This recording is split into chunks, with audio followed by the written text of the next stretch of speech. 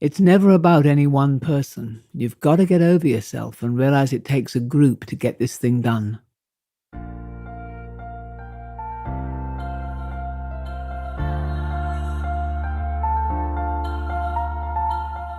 This is Walking Your Talk, a personal development podcast about leadership, authenticity, and courage.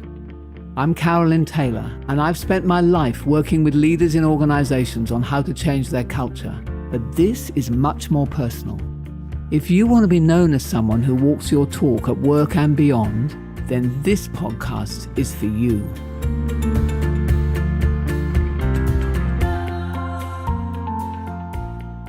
That quote was by Greg Popovich, who's one of the most successful basketball coaches, a fact that I am frequently reminded of by my basketball-obsessed partner Pete.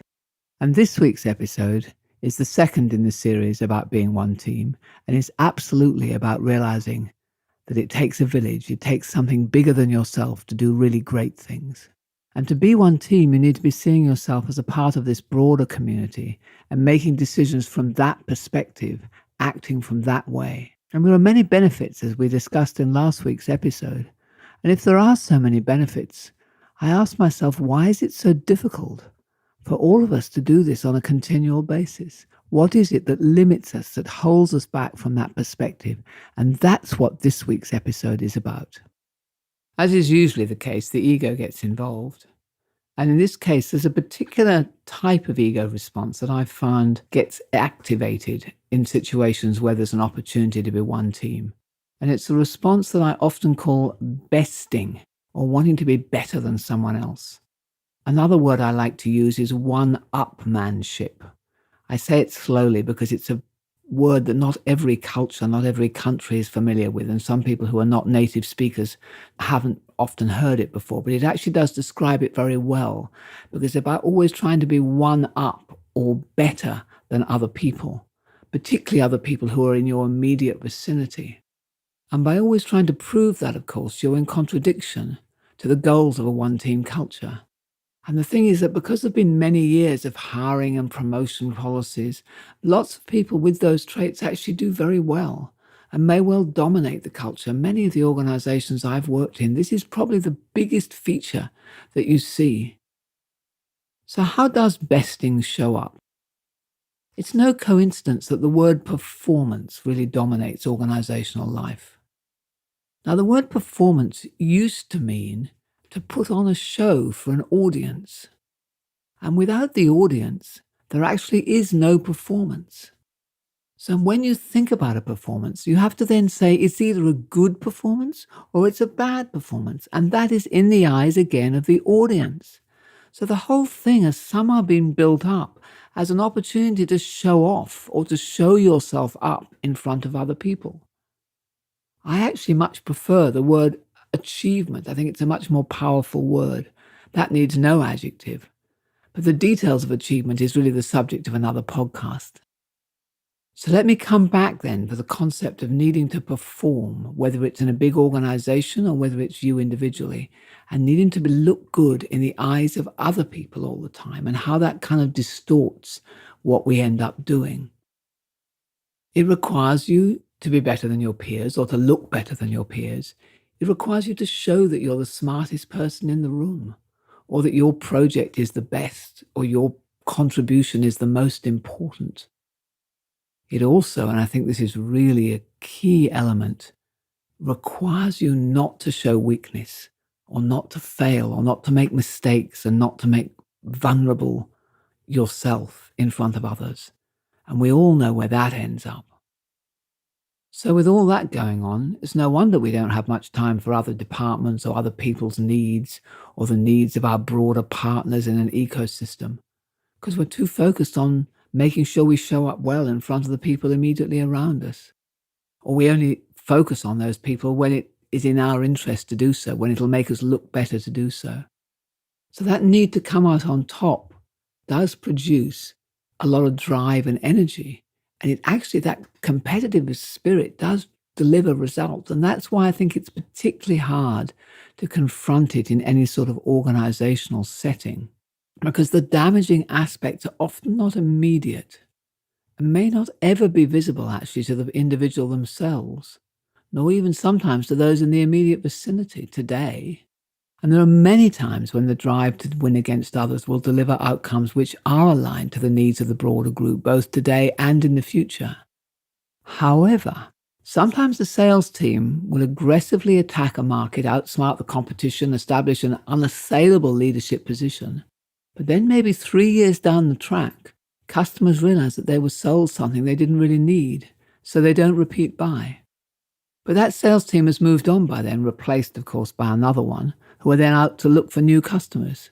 Maybe that's all right, maybe it's not.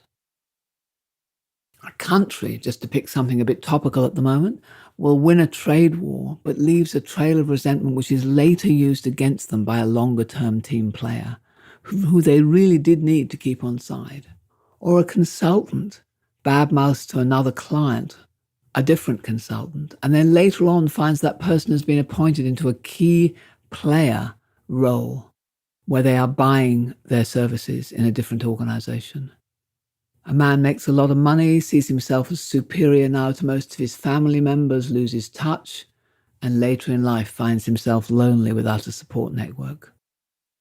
Then there's all the many presentations we sit through, all about show and tell, making it look very good and not really talking about the failures.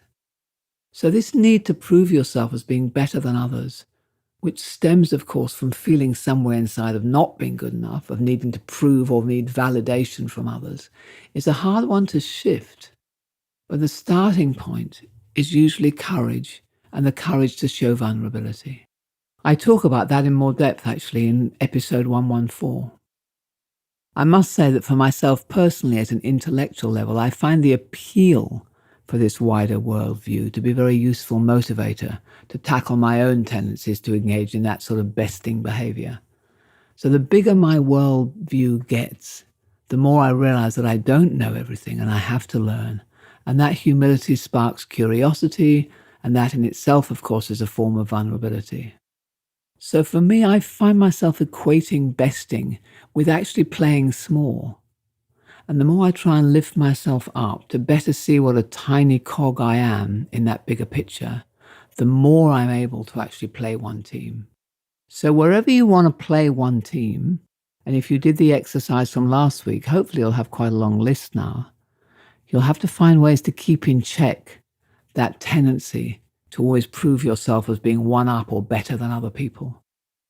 And the more successful you've been at work up until now, the more challenging that may be, because you have got evidence that demonstrates that besting actually worked for you. There is so much more, though, to be gained from playing one team well, and I'm going to cover that more in the next episodes. Today's exercise then focuses on transforming your need to be the best, to look good, to always come out on top, to one where actually achieving together with others means more. And so then your worldview gets broader across your organization, but potentially across the world and into the future. The exercise comes in the form of a number of questions, which helps you to reflect, and is best done actually in a quiet place where you can grab a piece of paper and write down some things. So there's quite a few questions, but I'll ask them, and you can always go back and listen to this again when you get another chance to listen to it more carefully. First question: in what ways has your tendency to want to look better than others served you well? And in what ways has it served others well? That's a bit more of a difficult question. And then in what ways has it hindered or limited you? And in what ways has it hindered or limited others? So with those 4 questions answered, just jot down any thoughts that you have, then we move on to some more. What is the underlying belief that you hold about how the world works, which leads to that behavior in you? So to give you a couple of examples, if I don't always look like I'm on top of everything, other people will think less of me. Or I can only win if someone else loses. Or when I show weakness, someone else will take advantage. Or maybe I'm not really good enough, So I've always got to put on a show to make myself look better than I actually feel that I am. What are those beliefs that might sit underneath for you? Now, that's not an easy question. It might take you the whole week to work out the answer to that question. Anyway, if you get to some kind of a belief that you think might be a worldview that you have held, perhaps not as useful today as it might have been at some time in the past, not even as true as it used to be at some time in the past, then we're going to do another little thing, which is to say, how could we reframe that belief to something that would be more useful for you today, that would help you more? So here's a couple of different beliefs. I am enough.